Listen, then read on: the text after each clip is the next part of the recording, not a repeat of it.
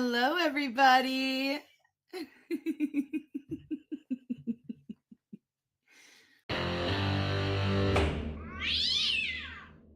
We're at the jail. What is your name? Colton Dillon. I have two matters with Mr. Dillon. What we're going to deal with first is file 251597FY.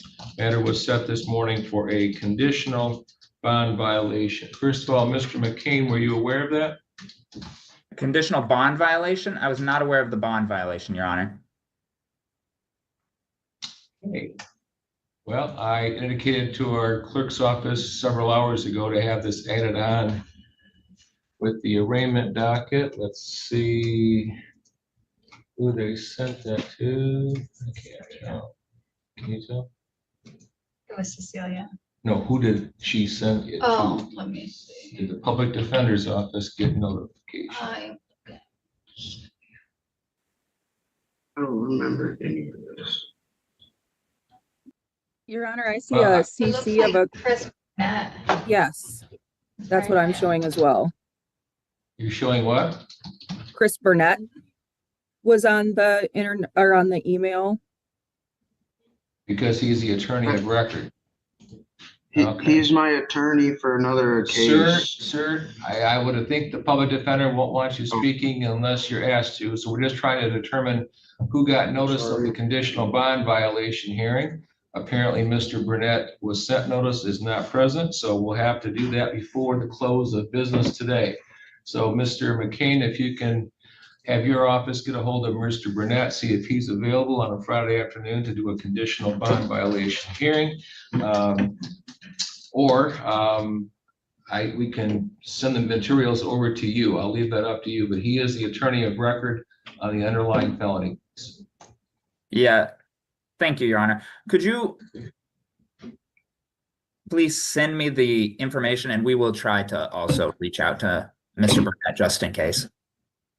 Or just in case, could you please send the information over to me and then we will also reach out to Attorney Burnett.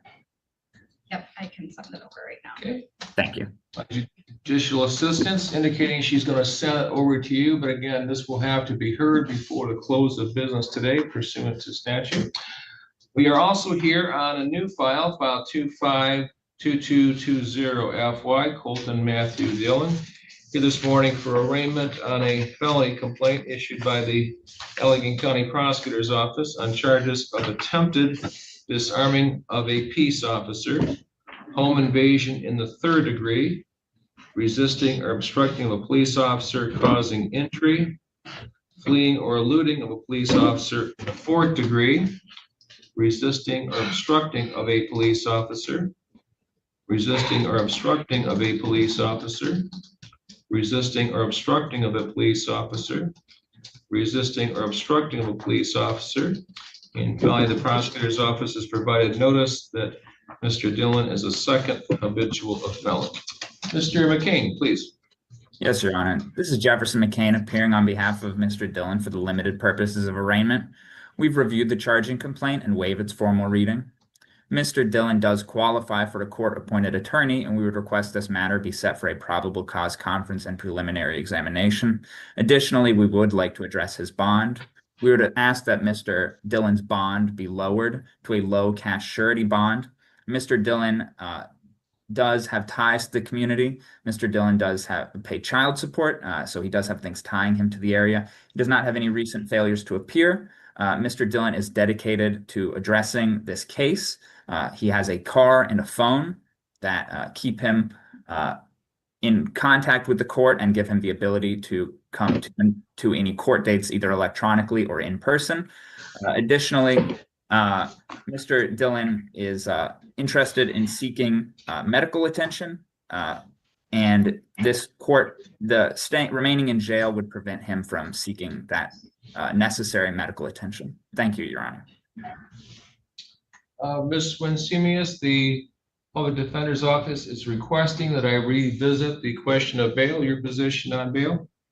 Thank you, Your Honor. I would oppose any kind of reduction. And in fact, I would ask the court to consider a more substantial cash bond in this matter, in addition to two no contact orders, if the court would. I'm asking for a no contact order with both the homeowner of the home invasion, Miss Hope Judge, and her mother, Miss Tina Judge.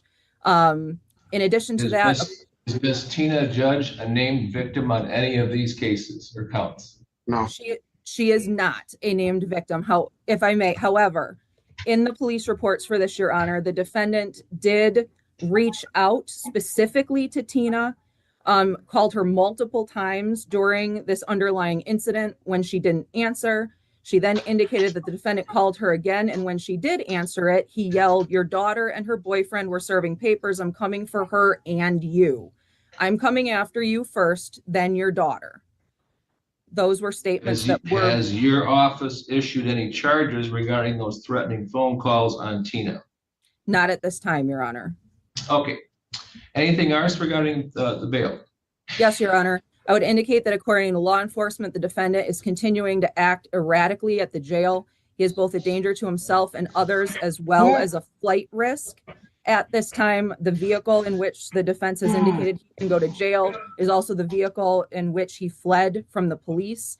He does not actually live in this community. He drove here to commit this crime. I'm asking the court to consider this relevant information pursuant to MCR 6.106 subsection F and set a higher cash bond based on the seriousness of the charges, the protection of the public, and the dangerousness of the defendant, Your Honor. Just a second. Mr. Dillon, I'm going to mute you, which means we will no longer be interrupted by you, okay? So you can hear everything, but we're not going to have you say anything. No, we're going to go ahead and mute you at this time. And Mr. McCain will be listening to everything, and if he wants you to speak, he'll let you know. But we need to conduct this arraignment, and at this point, you're interrupting. So first of all, on file 252220FY, all of these charges are felony charges, and in district court, you are entitled to a preliminary examination on a felony charge. As required, we are going to set that for you within 2 weeks. Your probable cause conference is a week from Thursday, July 10th, and that will be at 1 p.m. in District Courtroom B. Preliminary examination itself is the following Tuesday, July 15th at 9 a.m., also in District Courtroom B. Bail was set at warrant authorization by the magistrate at $5,000 cash or surety, and the public defender's office is requesting that I review that bail, and the prosecutor is as well.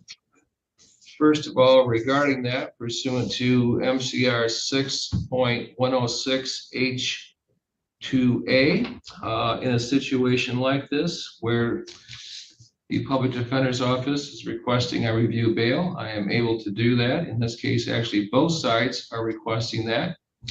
And because of that court rule, I am able to modify any prior release decision. For purposes of bail, I'm going to note, first of all, the first file that I called this morning, which is file 251597FY. In that case, he is charged in a felony complaint issued by the Allegheny County Prosecutor's Office, a charge of a charge with interfering with electronic communications. And briefly reviewing the factual affidavit for that case, it appears that the person whose phone was interfered with was Hope Elizabeth Judge. And I noted that at arraignment, Judge Belargin issued a protective bond indicating no contact with her while that felony case was pending. He reviewed that with Mr. Dillon on the record at his arraignment on May, Judge Belargin, it looks like May 29th, I believe, of this year on the record. And yes, it expires on November 29th, so it would have been issued on May 29th. And again, that indicates no contact directly or indirectly with Hope Elizabeth Judge, and he was not to be where the victim resides or is employed until further order of the court. With that protective bond, Mr. Dillon was given a $1,000 PR bond by Judge Belargin. And again, that was on the 29th of May. Today's the 27th of June, so less than a month later, we have these new charges. Reviewing the affidavit of facts that was submitted for this case, indicates that Mr. Dillon was seen on camera by his ex-girlfriend, Hope Judge, going to her residence. And she noticed that after he walked through the residence, she was seeing dishes falling to the floor. She clearly indicated that that was Colton on the video that she saw. Indicates he has not lived in the residence since early May of this year. Police were notified, and the Allegheny County Sheriff's Department was responding to this complaint of a breaking and entering regarding Ms. Judge's residence. He attempted to intercept his vehicle. They did so on M89 near 43rd Street. It appears that Mr. Dillon put his brake lights on, yelled something out the window, and then fled. There was a high-speed pursuit with speeds of up to 100 miles an hour on 122nd Avenue, which is a 55-mile-an-hour road. They indicate that he failed to stop at 122nd and 30th Street. That is a very heavily traveled area. 30th Street is one of the main north-south roads in the county. And he apparently at 100 miles an hour down 122nd went through 30th Street. Apparently he stopped a few miles down near 28th Street, got out of the vehicle, was told to get on the ground, stated he couldn't, and then they attempted to cuff him. He then began actively resisting the officers. He was restrained by 5 officers. And during the exchange, one of those officers indicates that Mr. Dillon attempted to get a hold of his, doesn't say his firearm, it says his belt. And he eventually was able to break the grip of Mr. Dillon on his belt, refastened his belt. Also indicates he received, well, the injuries he received trying to restrain Mr. Dillon were treated with bandages. According to the deputy, when Mr. Dillon was on the ground, he indicated that the police were to shoot him and that he was intoxicated. So what I have is a situation where Mr. Dillon is on a felony bond for a case involving the same victim, was given a PR bond on that. There was a protective bond on that. And in this case, as a home invasion case involving the same victim and some related cases which have nothing to do with the victim. So for purposes of bail, I'm required to look at MCR 6.106F, which indicates the following: his prior record. Well, he's currently on status to the court right now for a preliminary examination coming up in a few days on Wednesday. And while that felony case was pending, these charges came through.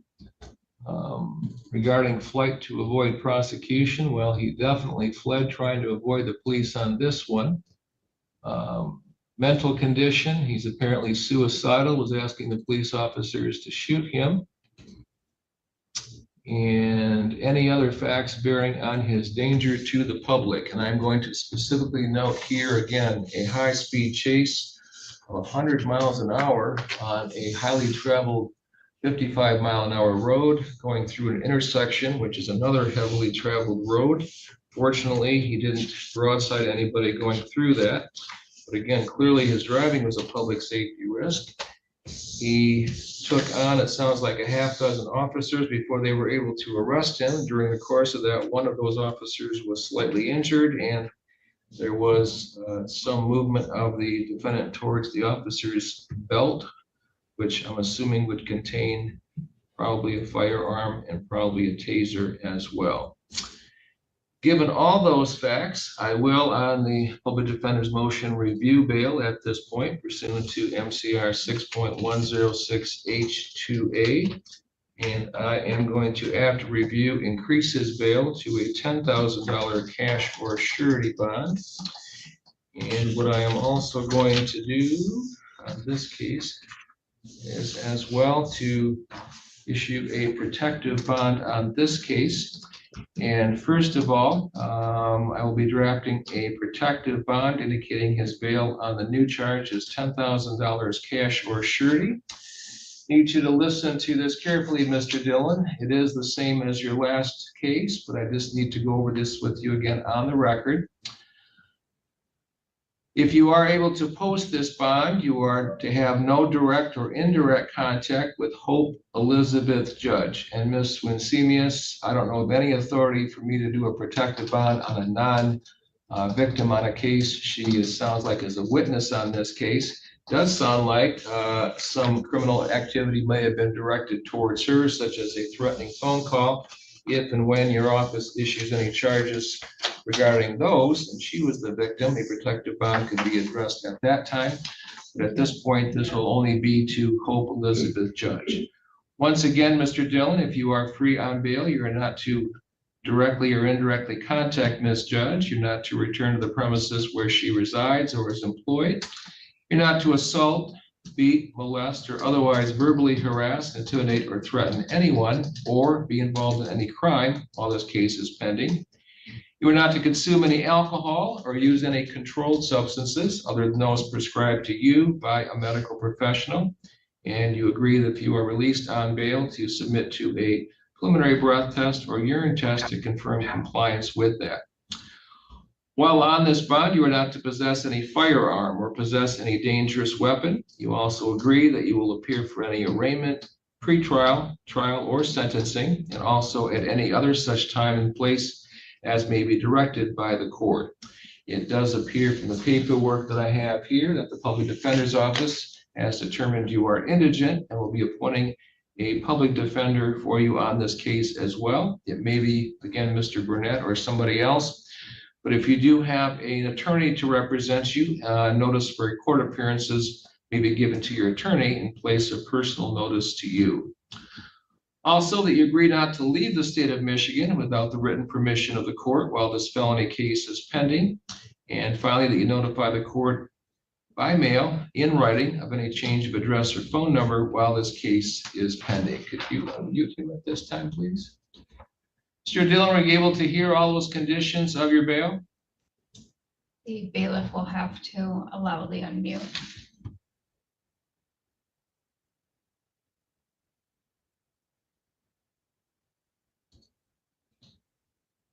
There you go. Mr. Dillon, were you able to hear all those conditions of your bail?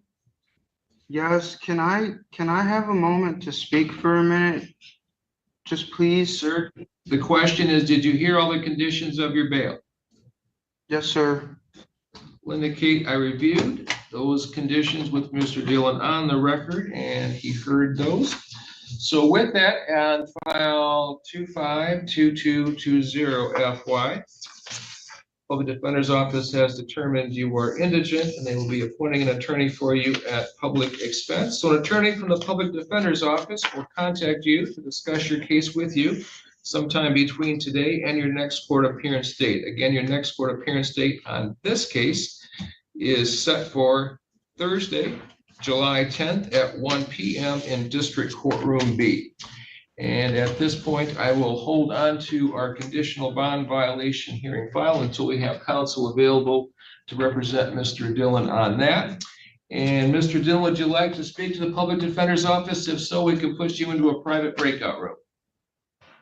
No, I wanted to speak to you because I don't know what to do. Sir, that's what you're, sir, again, that's what your attorney is going to advise you to do. I can't give you any legal advice as a judge, okay? I just wanted you guys to all hear me for a second because I don't remember any of this. Sir, you're making statements that the prosecutor's office may use against you. I would strongly recommend you not speak, and he's walking away from the video, so he won't be speaking any longer. So Let us know, Mr. McCain, if you or Mr. Burnett or someone from the Public Defender's Office will be handling the first conditional bond violation on file 251597FY. And again, that will have to happen before the close of business today. Okay? Yes, I believe it was indicated in chat that Mr. Burnett would be joining as soon as he was done with a family court hearing. As in right now before noon? I wasn't sure. Court. That's Okay. what his office told Sierra and I asked her to reach out to their office and they indicated to our office he's in a family court hearing and would join immediately when he could. So should we hold this defendant right here in the holding area or have him sent back to his cell until Mr. Burnett appears? I can check with the family court right now if your honor would like. Yeah, that'd be best for the jail, I would think. Thank you guys so much. Be safe, be well, sleep sweet, and much love.